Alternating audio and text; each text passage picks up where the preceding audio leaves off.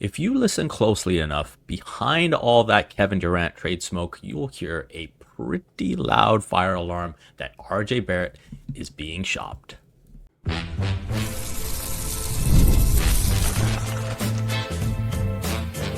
You are Locked On Raptors, your daily Toronto Raptors podcast, part of the Locked On Podcast Network, your team every day. It's your favorite part of the day. Thanks for making Locked On Raptors your first listen every day. I'm Vivek Jacob. I've been covering the Toronto Raptors for 8 seasons across several outlets. You can follow it all on X, Instagram, and YouTube. And be sure to check out the Locked On Raptors Discord, where you can talk all things basketball, but especially the Raptors. Today's episode is brought to you by Game Time. Download the Game Time app, create an account, and use code LOCKEDONNBA for $20 off your first purchase. All right, let's get this party started.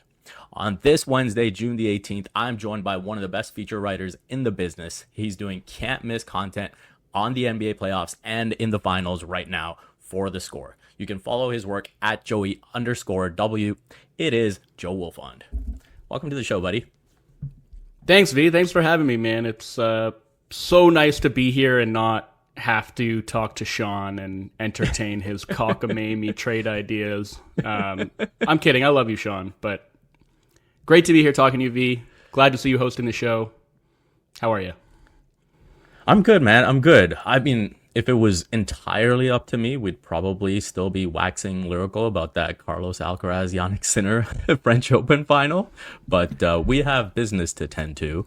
And so let's get right into it.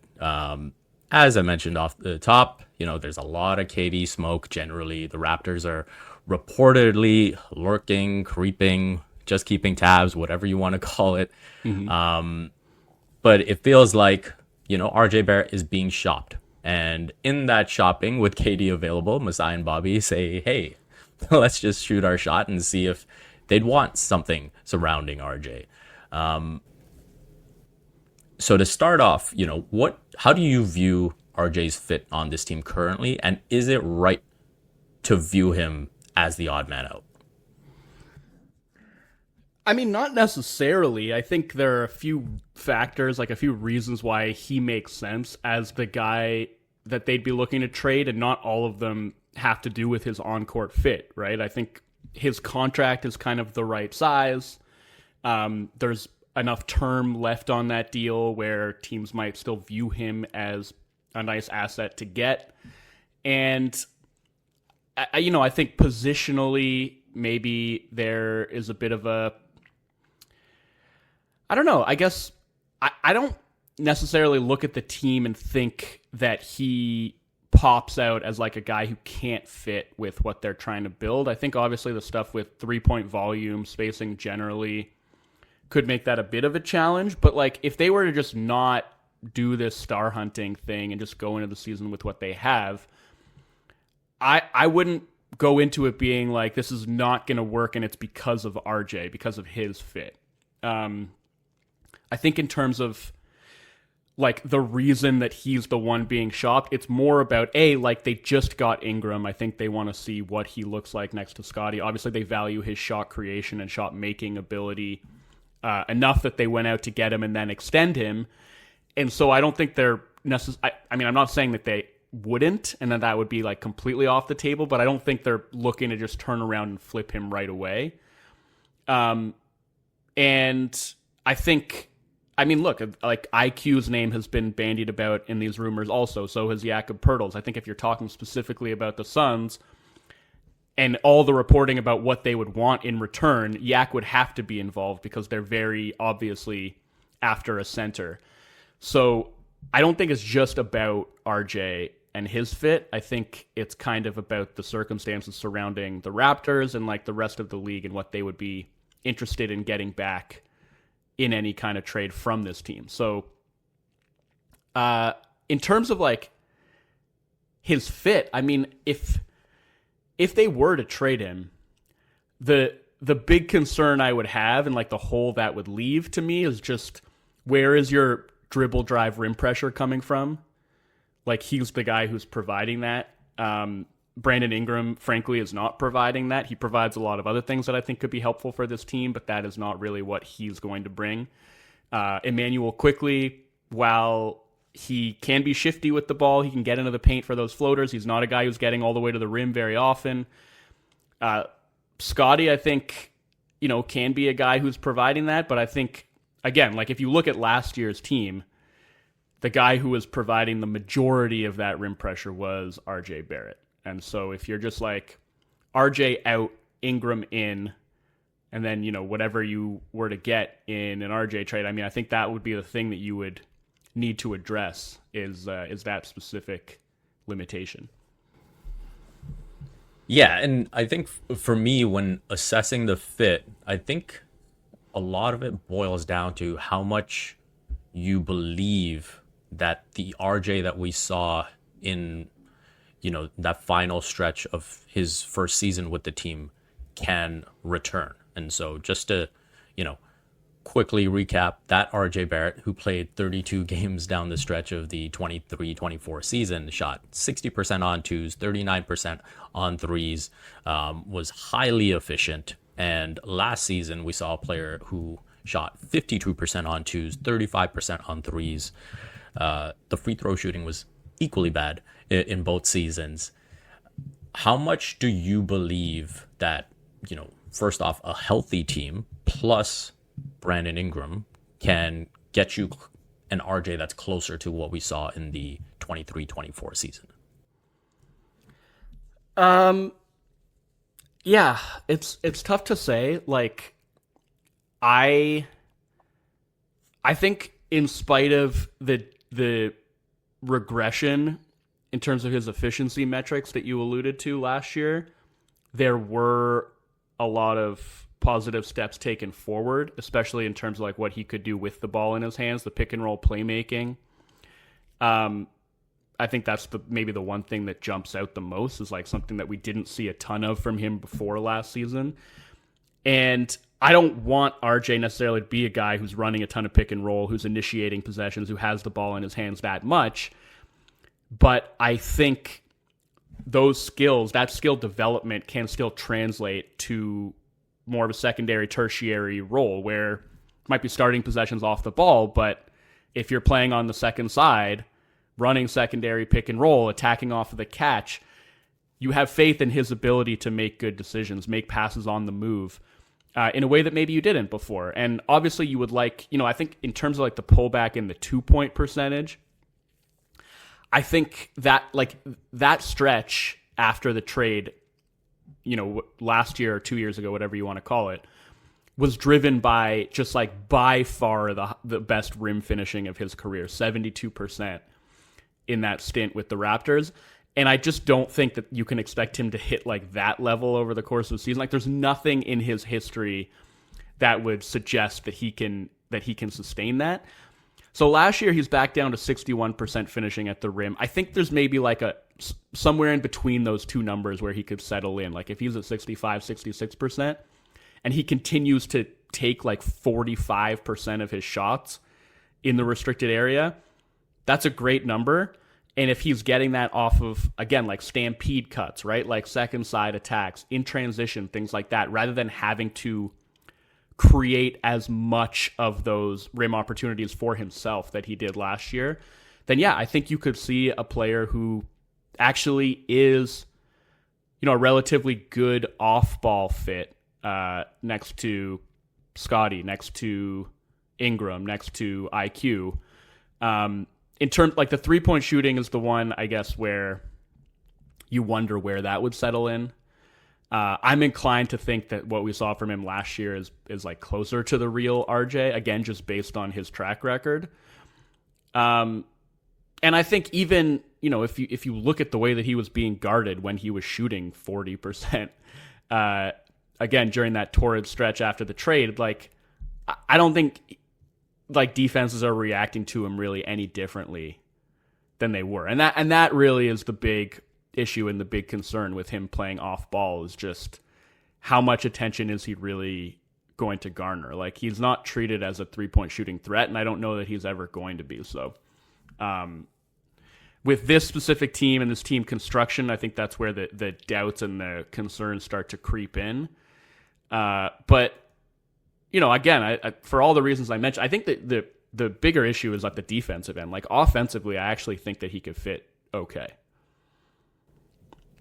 Yeah, I'm totally with you there. Just quickly on the threes, I do think with Ingram in the mix, in terms of the alignment, you are probably going to see RJ in the corners more often. And we did see him take more above the break threes just because he was kind of having to shepherd the offense. And that's kind of the shots that he was left with. And so hopefully, those above the break threes get traded for more attempts at the rim.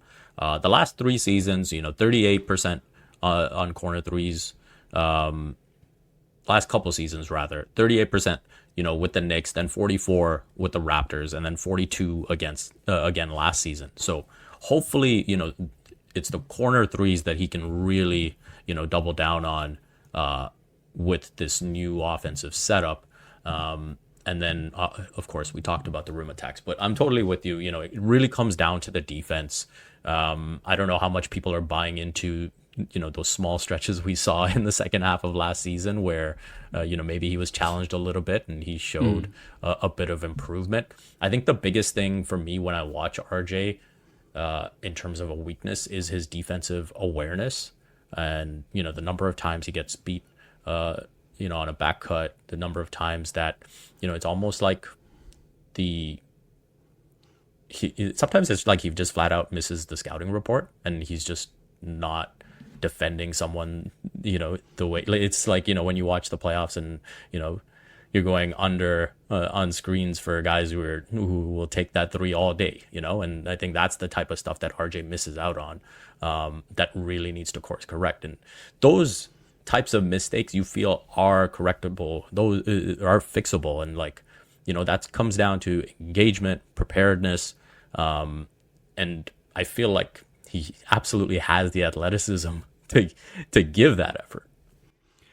Yeah, I mean, something that I've said before is that in terms of his athleticism, to me, it's very much like a north-south oriented, and the sort of horizontal athleticism is not at the same level, and that's why I think he's had some issues defending on the ball that might not be correctable. I think he still has the tools to be at least an average on-ball defender, but I don't necessarily see him ever getting to a high-end level, just because I don't think he moves that well laterally. But the awareness stuff that you're talking about, the off-ball defense, the understanding the scouting report, knowing your personnel, that's the kind of stuff that is more disappointing to me because it should be correctable. At this stage of his career, with how many years he's now been in the league, he should be able to figure that stuff out. And I think, you talk to a lot of different people around the league and opinions will vary on the extent to which something like feel and basketball IQ can be taught, can be learned. And it's a lot of people will just be you can kind of fine tune that stuff, but also there has to be some innate sense of feel and understanding of, spacing, spatial awareness, court mapping, things like that you either have or you don't. And I don't know if I'm at the point where I'm ready to say that RJ just flat out doesn't have it, but at 6 years into his career, if we're still seeing those issues, then I think you have to start to wonder and maybe worry about whether that's something that can meaningfully improve. So I'm not going into next year expecting RJ to blossom into an above average defender. I think if he can be average, you're happy with that. But that is, to me, kind of where the issue primarily lies. And it's tied to the offense because I think if there weren't these questions about again, I said, I think the fit can be fine, but it's certainly not ideal. And so any clunkiness with the offensive fit, any limitation in his offensive game is going to be magnified because it's not like he's bringing that surplus value at the defensive end of the floor. Yep, there you go. RJ, average defense, efficient offense. That's what this team needs. Yeah. Coming up next, what's a good return for RJ?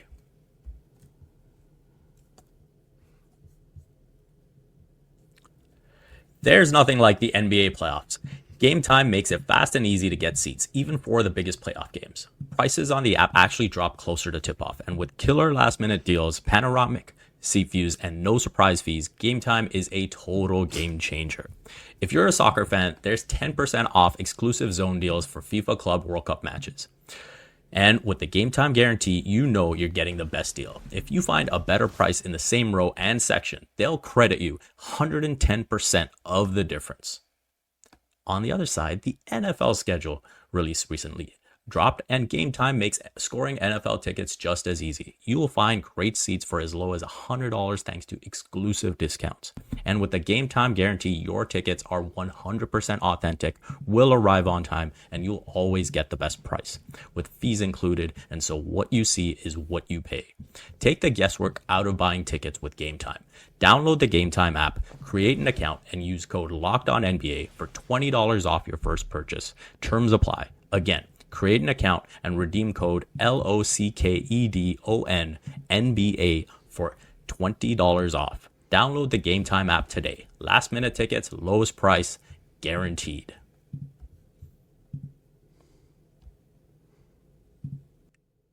All right, Wolfond, coming up now. What is a good return for RJ? I think looking at the rumors, obviously we've seen the KD stuff at the top.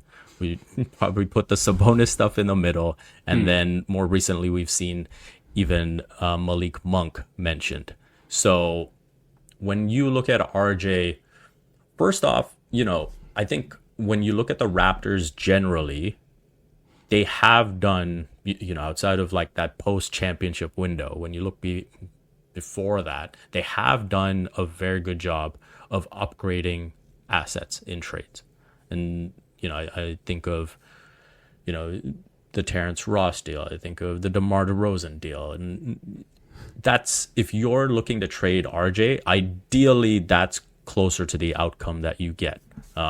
Depending on how you view it, the OG deal might be something that you look at as well. And so the thing I wanted to ask you was, first off, do you see an ideal RJ deal as going after a big fish, so to speak, or do you see it as using him for someone that can maybe net you two quality role players?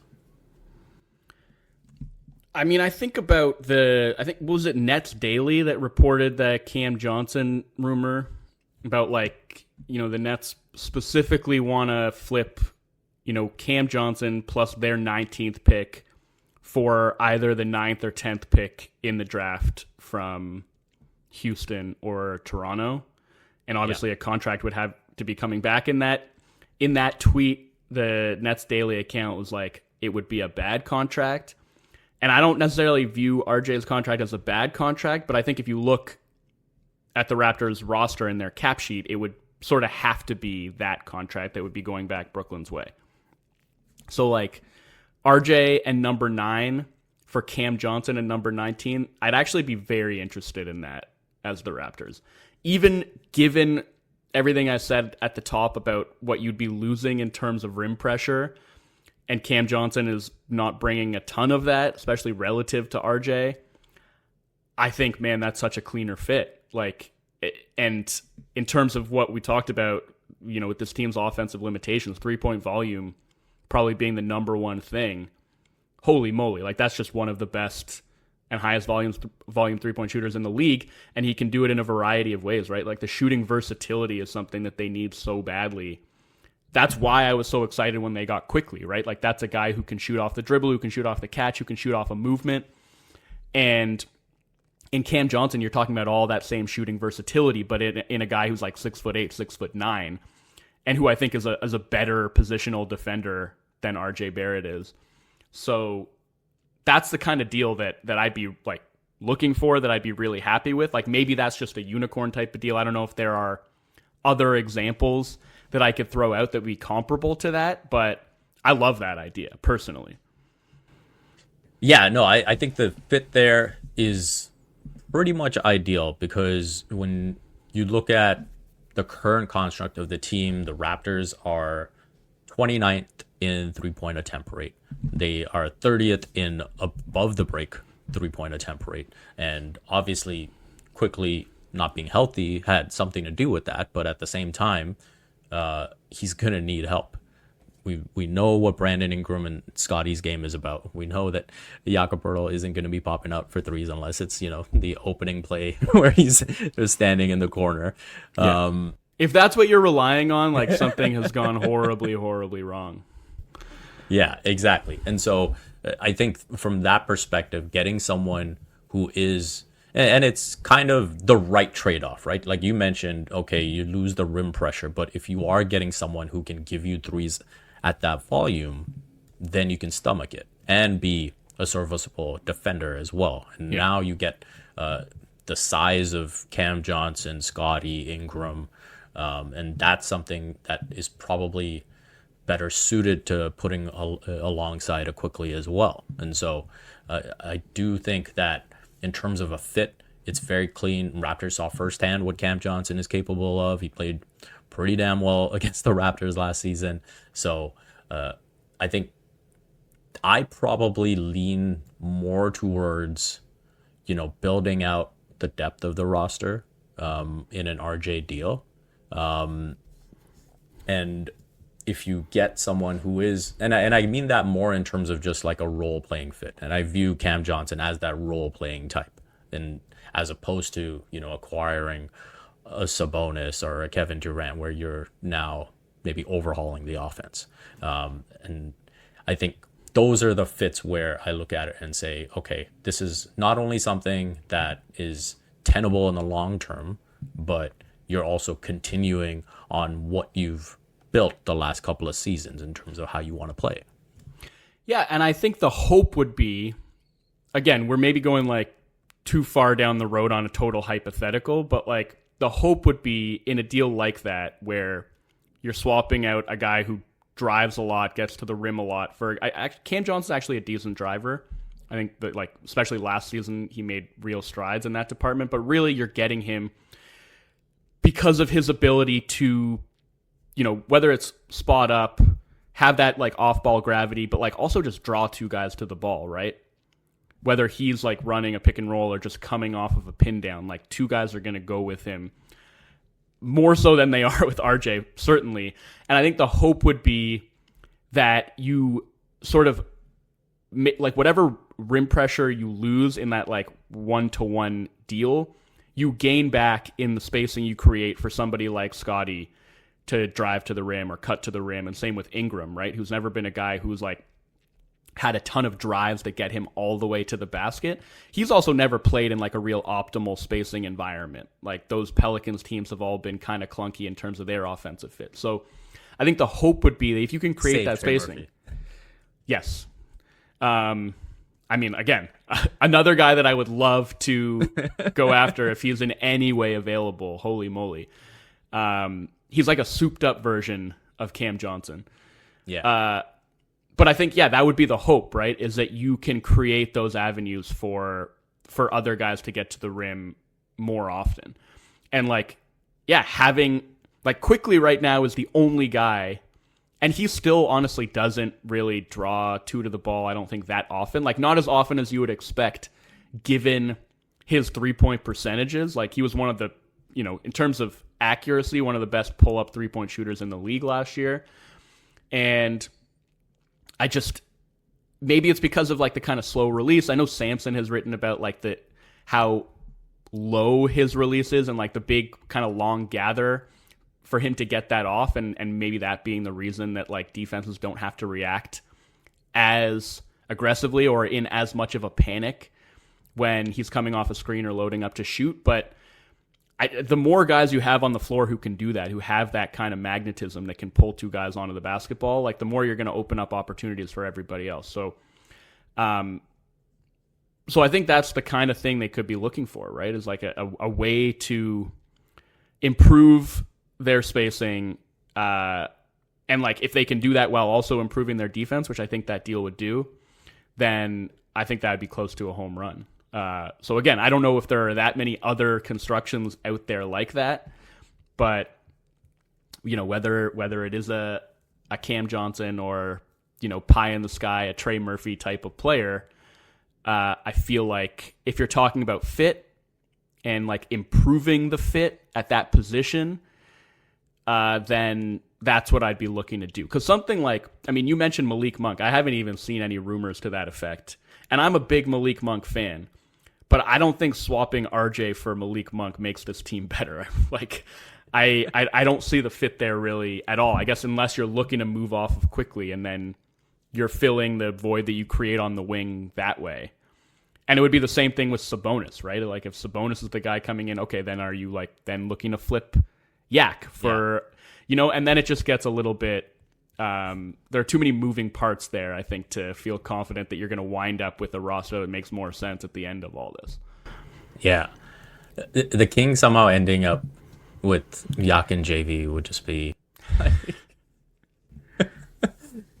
you know, quickly on Monk, I will say, I think that's something that could potentially become viable at the trade deadline, where if you know, say a Jacoby Walter has shown like big strides and you're, you know, potentially looking at bringing him into the starting lineup and you're saying, okay, now you can move Malik Monk as a guy to bring off the bench, then I think that's something you could look down the line at the trade deadline and say, hey, okay, maybe this is something we can consider. And all things considered, I do feel that a trade deadline RJ deal is probably more viable because there's teams that are likely looking at RJ's last season and saying, oh, well, hey, looks like the efficiency came back down to earth and this is kind of the player that we know. And so if you can actually get him back to, or, you know, not back to the same level, but just somewhere close to what he was in those 30 games in 23-24, I think that creates a more viable trade opportunity. Now, we will get to why there's so much noise in the East in general coming up next.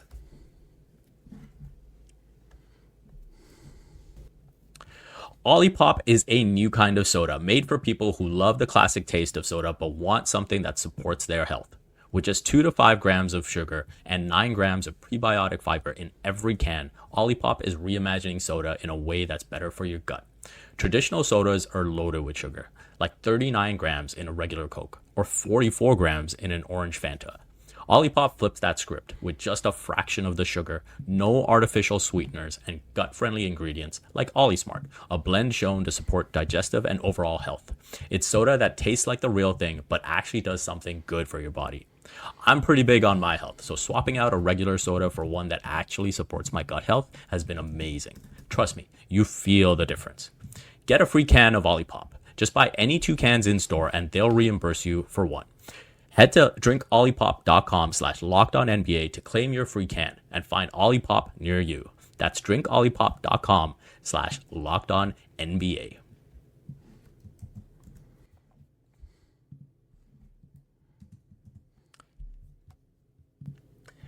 And we're back at it here, ready to wrap up. And, you know, as we look at all these rumors that are circling around, even, you know, potentially a deal involving the 9th pick, from a Raptors perspective, and you look at what's happening in the East, how much of this just comes down to sensing an opportunity next year, saying, hey, this is something we can't miss.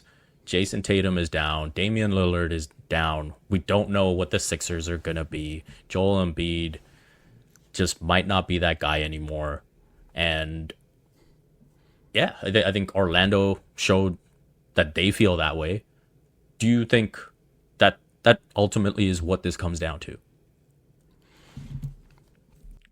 For the Raptors specifically? Yeah. I think there are maybe like a few factors. I mean, Masai having a year left on his contract and maybe that adding a little bit of urgency to his decision making, I think could have a part to play. And yeah, definitely there's a sense of like, this is wide open, and teams looking at the Pacers making their run to the finals and thinking, why can't that be us?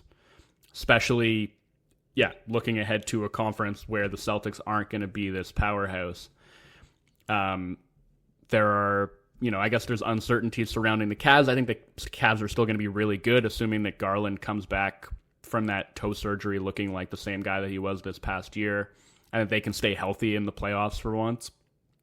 The Pacers are going to be back, and they're still going to be really good. Presumably, like, the Magic made their big move, and I think they're going to be really good. Like, maybe it's not quite as wide open as it seems. Like, if you're a team like the Raptors that is very much, I would say, at the lower end of the playoff picture as currently constructed, to me, it would take a Giannis type of move to catapult them into that mix at the very upper echelon of the conference. I don't know that anything short of that is really doing it for them. So I would be wary of putting a lot of kind of future or long-term assets on the table in pursuit of that supposed opportunity that might be there for some teams that are closer, but not necessarily for the Raptors. So I don't think it has to be next season or bust for this team. Like, Tatum is going to be back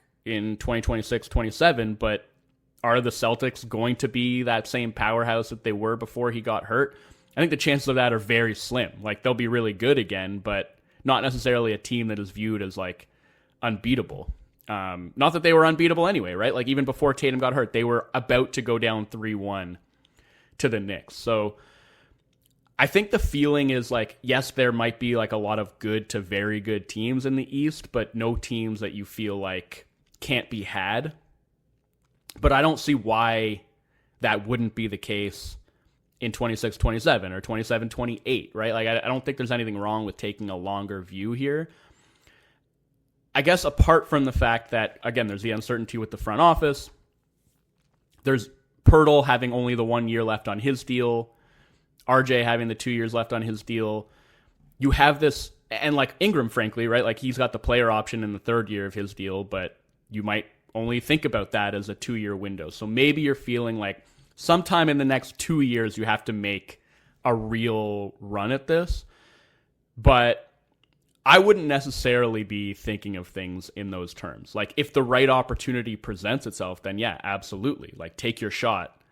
And you might never get a better shot than right now. But I don't think you should be looking to, like, force the issue and, like, put a lot of stuff on the table for Kevin Durant, for example, because you think this is your like last best chance to maybe make a run. And that's why, like, even if it was Yak, RJ, the number 9 pick, ultimately, if they got Kevin Durant, I would get on board and I would get very excited about having him in a Raptors uniform, but I wouldn't be nuts about that deal. Like, I think we all, been through the mini era where they didn't have competent center play, and I don't know that anybody's excited to go back to that. And without Yak, I mean, I don't know how they're sort of filling that position in a way that's gonna lead to them being like a really competitive team, even if Kevin Durant is in the mix. So that's kind of where I'm at, is like the opportunity might be there, and in that case, like, yeah, if you have a chance to get Giannis, do whatever it takes to get Giannis. But I don't know, like, all of this smoke about, well, they're like really determined to get a big fish. To me, outside of that one really, really big fish, I don't see a whole lot out there where I'm like excited about the prospect of them putting all or like a lot of their chips on the table to get something like that done. I'm with you with that. I feel like I'm happy to go all in for Giannis. I think that's the one guy who changes the entire dynamic. I think especially when you look at the Pacers going all the way to the finals without that bona fide top tier superstar, that top 5 player in the league, it makes you believe that, if you can get a guy who is at the very worst top 3, in my opinion, and I think on his best days, arguably still the best player in the league, then you do it. Then that changes everything. And frankly, like, everything should be on the table for him. And so beyond that, I think that's where the Raptors have put themselves in a pretty good spot to just ride the wave. Again, coming back to the themes that have emerged in this playoffs and frankly even a couple years before, it's the value of depth, right? And needing to play with force for 48 minutes and that relentlessness that we can see from the Pacers and the Thunder, and the way that they have enough guys coming off the bench where they can maintain a certain level of intensity. I think building out that depth is important too. And I think that's something that the Raptors have to be cognizant of in evaluating any deal for a big fish. Yeah, definitely. And it's like, again, to the question about, is it sort of next season or bust in terms of like, this is the time to go for it.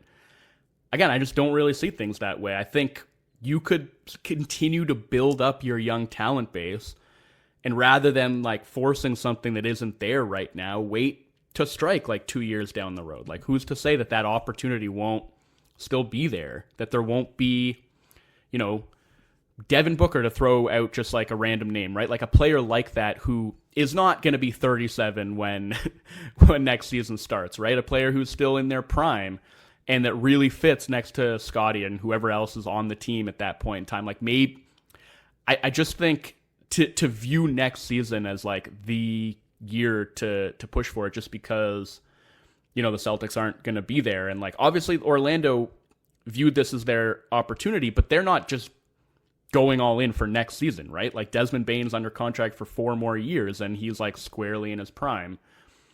There are a lot of reasons that made sense for the Magic beyond just, the East is wide open next year. So I don't know that this is necessarily the Raptors' window. I don't know that this is their opportunity. And again, if there's a KD trade out there to be made where not too many picks or young players are going out the door, then I will get on board with it, even if it means like major question marks at the 5 spot. But I just don't know that. I don't know how many big moves there actually are for them to make that are going to get them to the place they think they have a chance to get to next year. Yeah, I mean, see, we've seen the Magic give up their assets for Desmond Bane. Hopefully another team gives up their assets for Kevin Durant, and then the Raptors are the only ones left with assets for Giannis. There you go. I think that's a good place to finish up. Wolfond, really enjoyed the chat. Appreciate you making the time. Let people know where they can find your work. All my work is at theScore, the mobile app. We do have a website, though I'm not sure anybody visits it anymore, but it is all there. And I share most of my stuff on my Twitter account, Joey_W. You can find me there. I tweet sometimes, not very often, but I'll share some thoughts, live tweeting these finals games from time to time. And that's it.